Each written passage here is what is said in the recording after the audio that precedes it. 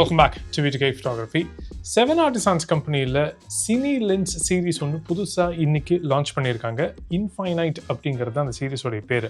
அதில் இப்போது 2 லென்ஸு நம்ம கையில் இருக்குது. 35mm 135mm. இந்த 2 லென்ஸுமே ஃபுல் ஃப்ரேம் லென்சஸ். 2 லென்ஸுமே சினி லென்சஸ். ஆல்ரெடி சொல்லிட்டேன் நான். 2 லென்ஸுமே மெட்டல் பில்ட்டு, அட்டகாசமாக இருக்குது. செம்ம ஹெவியான லென்சஸ் ரெண்டுமே. இதோடைய ஃபிசிக்கல் கேரக்டரிஸ்டிக்ஸ் எப்படி இருக்குது அப்படிங்கிறத ஃபஸ்ட்டு சொல்லிடுறேன் நான். முதல்ல இந்த 2 லென்சஸ்மே வந்து பிஎல் மவுண்ட்டுக்கும் இஎஃப் மவுண்ட்டுக்கும் லான்ச் ஆகுது. சரிங்களா? நான் இதை பிஎல் மவுண்ட்டுக்கு தான் வாங்கியிருக்கேன். அது ஏன் அப்படிங்கிறதையும் கொஞ்சம் நேரத்தில் சொல்கிறேன். அதனால் என்ன ப்ளஸ் அண்ட் மைனஸ் அப்படிங்கிறதையும் கொஞ்சம் நேரத்தில் சொல்கிறேன். Okay, so first PL mount பார்த்துருவோம் நம்ம. இதுதான் அந்த பிஎல் மவுண்ட். பிஎல் மவுண்ட் அப்படிங்கிறது ஆரி கேமராஸ்க்கான மவுண்ட். முன்னாடி இதை காட்டணும் அப்படின்னாக்கா இதுதான் அந்த லென்ஸுடைய ஃப்ரண்ட் எலமெண்ட். சூப்பராக இருக்கு இல்லைங்களா? இது சினி லென்ஸாகவே இருந்தாலும் இதில் 82mm ஃபில்டர் த்ரெட் வச்சு நீங்கள் என்டி ஃபில்டர்ஸ் ஏதாவது யூஸ் பண்ணுறதுனா யூஸ் பண்ணிக்கலாம்.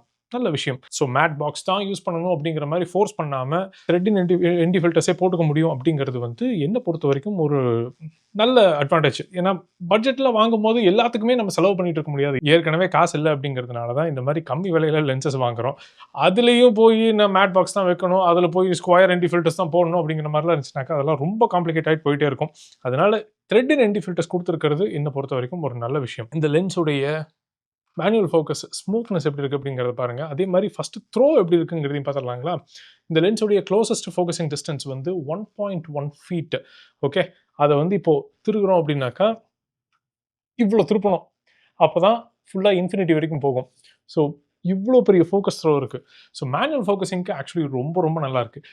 ஆனால் கிட்ட இருந்து தூரத்துக்கு ஃபோக்கஸ் பண்ணணும் அப்படிங்கிற மாதிரிலாம் இருந்ததுனாக்கா பிடிச்சி திருக்குன்னு திருக்க வேண்டியதாக இருக்குது கையில். ஏன்னா நம்மக்கிட்ட ஃபோக்கஸ் புல்லர்ஸ் அதெல்லாம் யாரும் கிடையாது. சரிங்களா? அதை நம்ம மேனுவலாக தான் பண்ணணும் அப்படிங்கிறதுனால. ஸோ ஒரு மிட் ரேஞ்சுக்குள்ளேயே தான் நீங்கள் ஃபோக்கஸை முன்ன பின்ன நகர்த்திக்க போகிறீங்க அப்படிங்கிற மாதிரிலாம் இருந்துச்சுனாக்கா சூப்பராக இருக்குது. எக்ஸ்பீரியன்ஸு சூப்பர் ஸ்மூத்தாக இருக்குது. அதெல்லாம் எனக்கு ரொம்பவே பிடிச்சிருக்கு. அதில் ஒரு சின்ன குறை மட்டும் எனக்கு, இப்போது ஒரு ஆளை ஃபோக்கஸில் வச்சுருக்கீங்கன்னு வச்சு, சரிங்களா? அவங்க வந்து நம்ம ஜென்ரலாக நிற்கிறோம் அப்படின்னாக்கா கொஞ்சம் முன்னாடி பின்னாடி அப்படி சாஞ்சுக்கிட்டே இருப்போம். நம்ம அது நமக்கே தெரியாமல் நடக்கிற ஒரு விஷயம் தான். ப்ளஸ் தலையை அப்படி திருப்புறாங்க, இவங்க கிட்ட பேசுகிறாங்க, அவங்க கிட்ட பேசுகிறாங்க, அந்த மாதிரிலாம் இருக்குங்கிறப்போ கொஞ்சம் ஃபோக்கஸ் வந்து முன்னாடி பின்னாடி நம்ம ஷிஃப்ட் பண்ணிக்கிட்டே இருக்கணும் அப்படிங்கிற மாதிரி இருக்கும். அந்த மைன்யூட்டாக நீங்கள் அக்யூரேட்டாக எடுக்கணும் அப்படிங்கிற மாதிரி இருந்ததுனாக்கா அதை பண்ணணும் நம்ம. அப்போது நம்ம ஆல்ரெடி இப்படி பிடிச்சிட்டு இருப்போம். நம்ம பண்ண வேண்டியது வந்து ஜஸ்ட் இந்த கட்டை விரலில் லைட்டாக ஒரு டேர்ன் கொடுத்தா போதும். இல்லாட்டி நான் பொதுவாக இந்த நடுவரல் ரைட் சைடில் இருக்குது அப்படின்னாக்கா நடுவரலில் இழுத்துக்குவேன். லெஃப்ட் சைடு அப்படின்னாக்கா கட்டை விரலில் லைட்டாக அப்படி தூக்கிக்குவேன். இப்போது 35mm எந்த பிரச்சனையும் இல்லை. அந்த ஃபைன் டியூன் பண்ணுறதுக்கு லைட்டாக நகர்த்தினேன் அப்படின்னாக்கா ஸ்மூத்தாக திரும்ப ஆரம்பிச்சிருது, பிரச்சனை இல்லை. ஆனால் 135mm பாருங்கள், நான் ஆக்சுவலி ஃபோர்ஸ் கொடுத்துக்கிட்டு இருக்கேன், இன்னும் திரும்பல. அது இப்போ தான் திரும்புது. ஸோ அந்த இனிஷியலாக ஒரு மாதிரி சிக்கிக்கிற மாதிரி ஒரு ஃபீல் இருக்கு. அது வந்து ரொம்ப ஃபோர்ஸ் எல்லாம் கொடுக்க தேவையில்லை. ஆனால் அந்த மைன்யூட்டாக அந்த ஃபோக்கஸ் லைட்டாக முன்னாடி பின்னாடி நகர்த்தணும் அப்படிங்கிறப்போ அந்த ஃபோர்ஸ் வந்து எக்ஸ்ட்ராவாக ஃபீல் ஆகுது, நமக்கு ரொம்ப ஜாஸ்தியாக ஃபீல் ஆகுது.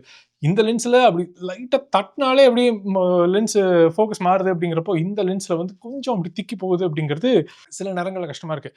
மற்றபடி இந்த லென்ஸுடைய ஃபீல் எப்படி இருக்குன்னா ரொம்ப ஹெவியான லென்ஸுங்க, அதில் சந்தேகமே கிடையாது. அது வந்து முக்கியமாக ஹேண்டல்டெல்லாம் எடுத்து யூஸ் பண்ணுறோம் அப்படிங்கிறப்போ நல்லாவே அந்த ஃப்ரண்ட் வெயிட் நல்லா தெரியுது. அது இப்படி பிடிச்சிட்டு இருக்கோம் அப்படிங்கிற மாதிரி இருந்தால் பின்னாடி கேமரா வச்சிருக்கிற மாதிரி தெரியல இதோட வெயிட்டை கம்பேர் பண்ணும்போது. ஆனால் சினி லென்சஸ் பொதுவாக அப்படி தான் இருக்கும்.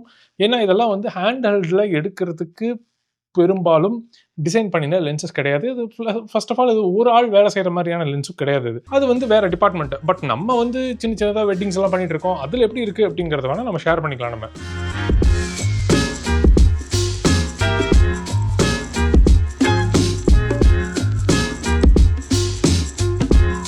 35mm ஆப்பர்ச்சர் ரிங் வந்து T2.1 F22 வரைக்கும் போகும். அதுவே 135mm எடுத்துக்கிட்டீங்க அப்படின்னாக்கா T2.4 F22 வரைக்கும் போகும்.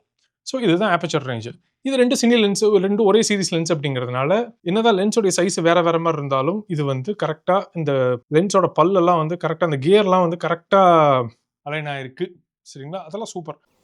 இன்னொரு முக்கியமான விஷயம், நீங்கள் லென்ஸ் எடுக்கும்போது எப்போவுமே இந்த இடத்துல பிடிச்சி எடுக்கிறது பெட்டர். நீங்கள் இங்கேயும் பிடிச்சி எடுக்க வேண்டாம், அதே நேரத்தில் இங்கேயும் பிடிச்சி இழுத்திங்கன்னா இது மாத்திரம் கையோட வந்துடும். அது ஸோ சரியாக பிடிக்கல அப்படின்னாக்கா அந்த பாட்டிலெலாம் சில நேரம் டப்புன்னு விழுந்துருமே, மூடியை பிடிச்சி எடுத்தா அந்த மாதிரி விழுறதுக்கு வாய்ப்பு இருக்குது. ஸோ அதெல்லாம் ரொம்ப ஜாக்கிரதையாக இருக்கணும். அட்லீஸ்ட் இதை வச்சு லைட்டாக அட்லீஸ்ட் திருகிற மாதிரி ஏதோ ஒரு ஃபீச்சர் இருந்ததுன்னா இன்னுமே கொஞ்சம் பெட்டராக இருந்திருக்கும். அந்த மாதிரி எதுவும் இல்லை. அப்படி மாட்டி எடுக்கிற மாதிரி தான் இருக்குது. இது ரொம்ப ரொம்ப ஜாக்கிரதையாக யூஸ் பண்ணணும் இந்த இடத்த. இது சினி லென்ஸு பிஎல் மவுண்ட் அப்படிங்கிறதுனால எந்த விதமான எலக்ட்ரானிக் கம்யூனிகேஷனும் கிடையாது இதில். இது ஒரு டம்மி லென்ஸ் தான் இது. ஸோ வெதர் சீலிங் மாதிரி விஷயங்கள்லாம் இதில் எதிர்பார்க்க முடியாது. இது நிச்சயமாக லென்ஸுடைய பிரச்சனை இல்லை, பிஎல் மவுண்ட்டுடைய பிரச்சனை தான் அது. எனக்கு என்னென்னா இதை மாட்டும் போது ஒரு கான்ஃபிடென்ஸ் வர மாட்டேங்குது. இது என்னவோ எப்போ நான் இதை பிடிச்சி எடுத்தாலுமே வந்து படக்கம் இது கையோட கழண்டு வர்ற மாதிரியே எனக்கு ஒரு ஃபீலிங் இது. ஏதாவது ஒரு சடக்குன்னு ஏதாவது கிளிக் சவுண்ட் ஏதாவது இருந்திருந்ததுன்னா ஈஸியாக இருந்திருக்கும். பட் அந்த மாதிரி எதுவும் இல்லை. இந்த லென்ஸில் இருக்கிற மார்க்கிங்ஸில் கூட வெறும் ஃபீட் கணக்கு தான் இருக்குது, மீட்டர் கணக்கு இல்லை. சில பேருக்கு இது ஒரு பிரச்சனையாக இருக்க வாய்ப்பு இருக்குது. மீட்டர் மட்டுமே பழகினவங்களுக்கு இது ஒரு பிரச்சனையாக இருக்க வாய்ப்பு இருக்குது. ஆனால் இந்த லென்ஸில் வெறும் ஃபீட் மார்க்கிங் மட்டும்தான் இருக்கிறது. மற்றபடி ஆப்பர்ச்சர் ரிங்குடைய அந்த டேம்பனிங்கும் வந்து எந்த அளவுக்கு இருக்கணுமோ அந்த அளவுக்கு இருக்குது. ரொம்ப ஈஸின்னு சொல்ல முடியாது, ரொம்ப ஸ்மூத்துன்னு சொல்ல முடியாது, அதே மாதிரி ரொம்ப டைட்டுன்னு சொல்ல முடியாது.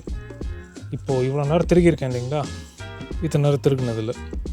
ஸோ இந்த அளவுக்கு ஃபோர்ஸ் கொடுக்க வேண்டியதாக இருக்குது. இந்த லென்ஸில் ஆப்பர்ச்சர் எடுத்துக்கிட்டோம்னாக்கா ஆக்சுவலி ரொம்பவே பெட்டராக இருக்குது. 135 விட இந்த லென்ஸில் ஆப்பர்ச்சர் ரொம்ப ஈஸியாக திருப்ப முடியுது. இதோ இப்போ அந்த அளவுக்கு அச்சுப்படலை விரலில். ஸ்டார்டிங்கில் வந்து எனக்கு அடாப்ட் ஆகிறதுக்கு கொஞ்சம் டைம் எடுத்துது. அதில் முக்கியமான பிரச்சனை வந்து இந்த கியரை பிடிச்சி திருப்பினா கரெக்டாக இருக்குமா, இல்லை இந்த ஃபோக்கஸ் ரிங்கை பிடிச்சி திருப்பினா கரெக்டாக இருக்குமா அப்படின்ட்டு. நம்ம ஆல்ரெடி வியூ ஃபைண்டரில் பார்த்துக்கிட்டு இருக்கோம். அப்படிங்கிறப்ப நம்ம இதை பார்த்தெல்லாம் திருக்கிட்டு இருக்க முடியாது. நிறைய நேரங்களில் போய் அப்பச்சரில் டிஃபால்ட்டாக கை வச்சுக்கிட்டு இருந்தேன் நான். ஃபோக்கஸ் ரிங் இந்த இடத்துல இருக்குது அப்படிங்கிறதுக்கு அந்த மசில் மெமரி வர்றதுக்கு கொஞ்சம் நேரம் ஆச்சு எனக்கு. ஆனால் பை டிஃபால்ட்டு அட்லீஸ்ட் மேபி அந்த சென்டர் ஆஃப் கிராவிட்டி கரெக்டாக அந்த அப்பச்சர் ரிங் மேலே தான் இருக்குன்னு நினைக்கிறேன்.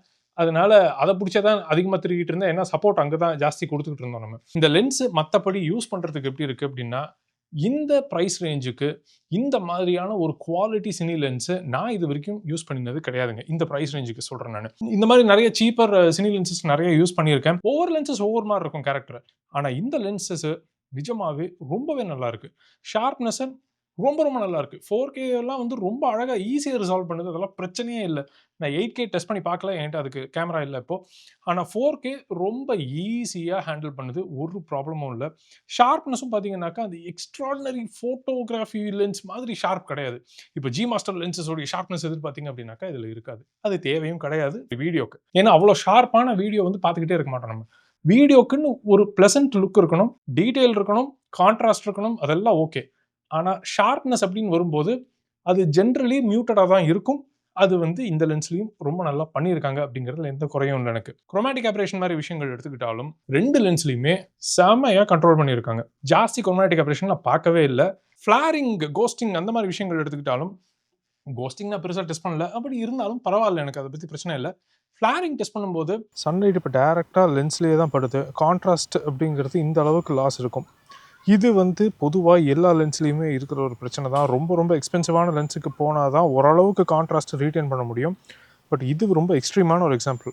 டேரெக்டாக லென்ஸில் லைட் உள்ளே போகுது அப்படிங்கிற மாதிரி இருந்ததுன்னா, அதாவது லைட் சோர்ஸ்லேருந்து அப்படியே டேரெக்டாக எடுக்கிற மாதிரி இருந்ததுனாக்கா கண்டிப்பாக கான்ட்ராஸ்ட் லாஸ் கொஞ்சம் இருக்குது. ஸ்டார் பஸ்ட் எஃபெக்டெல்லாம் இந்த மாதிரி தான் இருக்கும். இப்போ வச்சுருக்கிறது T22 இருக்குது. ஸோ ஃபுல்லாக அப்பேச்சரை க்ளோஸ் பண்ணி வச்சோம் அப்படின்னாக்கா இந்த மாதிரி தான் இருக்குது ஸ்டார் பஸ்ட் எஃபெக்ட். இது 35mm. 135 பொதுவாக இந்த மாதிரி எடுக்க மாட்டேன். ஸோ எனக்கு இந்த எஃபெக்ட் அதில் பெருசாக தேவைப்படாது. இது 35mm இந்த மாதிரி இருக்கும். அது ஸ்ட்ரைட்டாக லென்ஸ் மேலேயே வந்து லைட் அடிக்கிற மாதிரியான சிச்சுவேஷன்ஸ்லையும் எடுத்து பார்த்தேன் நான். ஆக்சுவலி பியூட்டிஃபுல்லாக கண்ட்ரோல் பண்ணியிருக்காங்க. ஃப்ளேர்லாம் வந்து ரொம்பவே நல்லாயிருக்கு. கான்ட்ராஸ்ட்டும் நல்லாவே மெயின்டைன் ஆகுது. பட் ஒரு $5,000 லென்ஸ், $10,000 சினி லென்ஸ் கூட இதை கம்பேர் பண்ணிங்க அப்படின்னாக்கா அதில் இன்னுமே பெட்டராக இருக்கும் ஃப்ளேர் கண்ட்ரோல்லாம். ஆனால் இதில் இந்த ப்ரைஸ் ரேஞ்சுக்கு இந்த மாதிரி ஃப்ளேர் கண்ட்ரோலு என்னை பொறுத்த வரைக்கும் போதும். எனக்கு லைட்டு வந்து உள்ளே வருது அப்படிங்கிற மாதிரி இருந்தால் அந்த ஃப்ளேர்லாம் நான் ரசிப்பேன். சரிங்களா, அது வந்து இன்னுமே ஒரு டைனமிக்ஸ் ஆட் பண்ணி கொடுக்கும். ரொம்ப ஃப்ளாட்டாக இல்லாமல் ஒரு மாதிரி அந்த அந்த லைட்டோட இன்ட்ராக்ஷன் வந்து ரொம்ப நல்லா இருக்கும் பார்க்கறதுக்கு. அது எனக்கு பிடிக்கும். அடுத்தது பிஎல் மவுண்ட்டை பற்றி பேசுவோமா. இது ஆரி மவுண்ட் அப்படிங்கிறத சொல்லிட்டேன் நான். இப்போது இது இஎஃப் மவுண்ட்டுக்கும் வந்திருக்கு, பிஎல் மவுண்ட்டுக்கும் வந்திருக்குங்கிறதுனால அதிகபட்சம் நீங்கள் வந்து கேனன்லேயோ, நிக்கான் மிரர்லெஸ்லேயோ, இல்லை சோனி மிரர்லெஸ்லேயோ தான் யூஸ் பண்ண போகிறீங்க அப்படிங்கிற மாதிரி இருந்தால் என்னை பொறுத்த வரைக்கும் இஎஃப் மவுண்ட் வாங்கிக்கோங்க. இஎஃப் டு சோனி அடாப்டரோ, இல்லை இஎஃப் டு ஆர் அடாப்டரோ, இல்லை இஎஃப் டு ஜெட் அடாப்டரோ வந்து இதெல்லாம் டம்மி அடாப்டர்ஸே ரொம்ப ரொம்ப சீப்பாக கிடைக்கும். பிரச்சனை இல்லை. ஆனால் நான் வாங்கினது பிஎல் லென்ஸ் அப்படிங்கிறதுனால நான் இந்த மாதிரி ஒரு பிஎல் அடாப்டர் தான் வாங்குற மாதிரி ஆச்சு. இது வந்து ஒரு PL to Sony E mount adapter. இது டம்மி அடாப்டர் தான். எலக்ட்ரானிக் கம்யூனிகேஷன்லாம் ஒன்றுமே கிடையாது. விலை $150 பிரிச்சிருச்சுங்க. நான் ஆசை சரி லென்ஸ் வந்துருச்சு, ஒரு அமேசான்ல ஒரு ஆர்டர் போட்டு பார்க்கலாம் அப்படின்னு சொல்லிட்டு போய் பார்த்தா, சீப்பஸ்ட் அடாப்டரே வந்து $100 போட்டிருந்தாங்க. சரி நம்ம ரொம்ப சீப்பாவும் போ வேண்டாம், அதே நேரத்தில ரொம்ப எக்ஸ்பென்சிவாவும் போ வேண்டாம் அப்படின்னு சொல்லிட்டு ஒரு மிடில் கிரவுண்ட்ல $150க்கு இந்த அடாப்டர் ஆர்டர் பண்ணியிருந்தேன் நானு. அவ்ளோ காஸ்ட்லியா இருக்குது. PL mount அப்படிங்கிறதுனாலயே. பிளஸ் ஆனா இந்த அடாப்டர் செம்ம ஸ்ட்ராங்கா இருக்குன்னு வச்சுக்கோங்களேன். அது வேற விஷயம். அதுல ஒரு சின்ன பிரச்சனையும் ஆச்சு. இது போட்டு திருகுனதுல சிக்கிக்கிச்சு லென்ஸு. இந்த அடாப்டர் விட்டு வரவே மாட்டேன்ருச்சு. நானும் கைய புடிச்சு திருகுறேன். என்னால சுத்தமா கழட்டவே முடியல இந்த அடாப்டர்ல இருந்து. அப்புறம் எத வச்சு தெரியுங்களா அத கழட்டுனேன்? இத வச்சு தான் கழட்டுனேன் நானு அடாப்டர. அவ்ளோ பிரச்சனையாயி போச்சு. அவ்ளோ சிக்கிக்கிச்சு. ஆனா அது ஸ்க்ராட்ச் எதுவும் ஆயிறக்கூடாது அப்படிங்கிறதுனால அழகா அது மேல நெறைய துணியெல்லாம் போட்டு, அதுக்கப்புறமா போட்டு ஒரு அழுத்து திருகுன்னு திருகுனேன். அதுக்கப்புறமா தான் கழண்டுச்சு எனக்கு. பிஎல் அடாப்டர்ஸ் வந்து இவ்ளோ ஸ்ட்ராங்கா இருக்கும்னு நான் கொஞ்சம் கூட எதிர்பார்க்கல. இது ஸ்ட்ராங் கூட கிடையாது. அந்த ஃப்ரிக்ஷன்ல போய் நல்லா சிக்கிக்கிச்சு. அது வேலைக்கு ஆகல எனக்கு. அதனால ரொம்ப ஜாக்கிரதையா யூஸ் பண்ணுங்க. பிஎல் மவுண்ட் தான் வாங்க போறீங்க நீங்க அப்படிங்கிற மாரி இருந்தா. மத்தபடி இந்த லென்ஸ் எவ்ளோ நல்லா இருக்கு அப்படின்னா, எனக்கு ரொம்ப புடிச்சிருக்குங்க. சீரியஸ்லி ஃபேன்டாஸ்டிக்கா இருக்கு இந்த லென்ஸ். இது பிளாக்லயும் வருது, ஒயிட்லயும் வருது. நான் இருக்கட்டும்னு சொல்லிட்டு தான் ஒயிட்ல வாங்கினேன் நானு. பார்க்கறதுக்கு ரொம்ப அட்ராக்டிவா இருக்கு. யூஸ் பண்றதுக்கு ரொம்ப நல்லா இருக்கு. வீடியோடைய குவாலிட்டி நல்லா இருக்கு. விக்னேட்டிங் பிரச்சனை அதிகமா இல்ல. எட்ஜ் டூ எட்ஜ் நல்லா பிரைட்டாவே இருக்கு லென்ஸ். வேற என்ன வேணும் நமக்கு? கேரக்டரிஸ்டிக்ஸ் என்ன பொறுத்தவரைக்கும் ரொம்பவே நல்லா இருக்கு. முக்கியமா 35 மில்லிமீட்டர் கூட உட்டுருவோம் நம்ம. 135ல போக்கா எப்படி இருக்கு? அப்படின்னா, அழகா இருக்குங்க. அதாவது ரொம்ப ஷார்ப் போக்காவும் கிடையாது. அதே நேரத்தில இந்த டோனட் ஷேப் அந்த மாரிலாம் எதுவும் கிடையாது. ஆனியன் ரிங்ஸ் எல்லாம் பெருசா நான் பார்க்கல. அதனால போக்கா இருக்கு, சாஃப்ட்டா இருக்கு, கிரீமியா இருக்கு. அதோட முடிஞ்சது. அதுக்கு மேல அந்த போகா வந்து என்ன பாரு அப்படிங்கிற மாரி அந்த அட்டென்ஷன இழுத்துக்க மாட்டேங்குது. அது எனக்கு ரொம்ப முக்கியம். அது இந்த லென்ஸ்ல சூப்பரா பண்ணியிருக்காங்க. எனக்கு ரொம்பவே பிடிச்சிருக்கு. ஸோ நான் 35, 135ல அதிகமா யூஸ் பண்றது வந்து 135 தான். முக்கியமா இந்த கேண்டிட் ஷாட்ஸ் அதெல்லாம் எடுக்கிறதுக்கு கெத்தா இருக்கு யூஸ் பண்றதுக்கு.